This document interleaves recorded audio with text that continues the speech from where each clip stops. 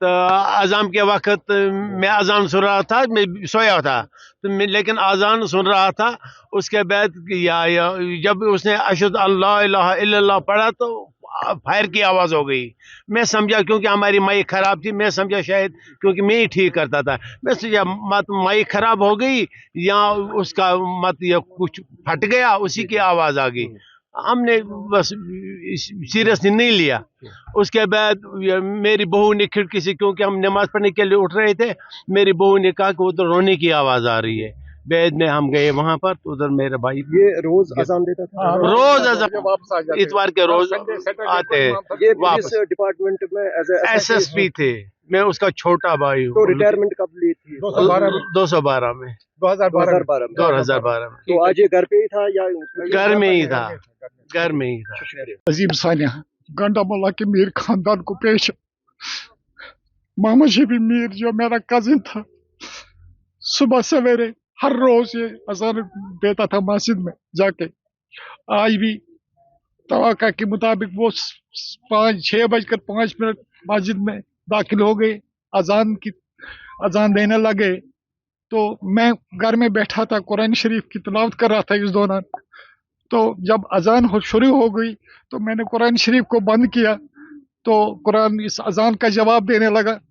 इसी तरह से अजान चलते चलते अशहदु अन्ना मुहम्मद रसूलुल्लाह सल्लल्लाहु अलैहि वसल्लम पढ़ के दूसरा इसने कलमा अदा नहीं किया।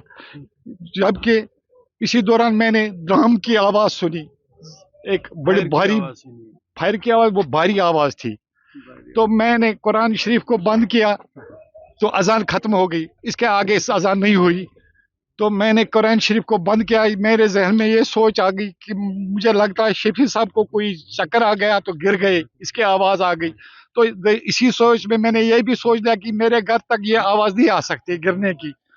तो 4-5 मिनट मैंने वेट किया। इसी अवस्था में मेरी बच्ची जो ऊपर वाली मंजिल में सोई थी दौड़ के आई, उसने मुझे कहा पापा आप बैठे हो, शफी अंकल मर गए। मैंने कहा कैसे हुआ?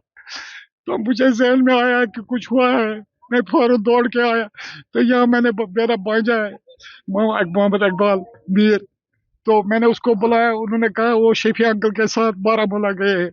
तो तब पता चला बारामूला से हमें मैसेज आ गई कि इनको गोलियां लगी है। ये पता नहीं है अभी कि गोली कहाँ से आई कहाँ से। जब हम मौके वारदात पर पहुंचे तो हमने देखा जो यहाँ पर हमारी माइक लगी अजान के लिए, उसके पीछे एक खिड़की है, कोई खिड़की का शीशा पूरा थोड़ा टूट चुका था और उसके वो छींटे मस्जिद में गिरे थे सारे। तो हमें लगा अगर शफी साहब पीछे गिर जाते चक्कर आके तो ये जो कंधे शीशे के साथ टकराते तो शीशा बाहर आता, लेकिन शीशा बाहर, कोई शीशे का एक तिनका भी बाहर नहीं था, सारे तिनके मस्जिद के अंदर थे। तो हम परेशान हो गए ये कैसे हो गया। तो कुछ खून अंदर देखा मस्जिद में हमें पड़ा हुआ। इसी तरह से फिर हमें मैसेज आ गई शफी साहब को गोलियां लगी है 4 12 फायर की आवाज आपने सुनी? मैंने सिर्फ ये आवाज सुनी जैसे मैंने फायर की आवाज सुनी, ग्राम बड़ी आवाज आ गई, एक ही आवाज आ गई, ग्राम जैसे हो गया आवाज की।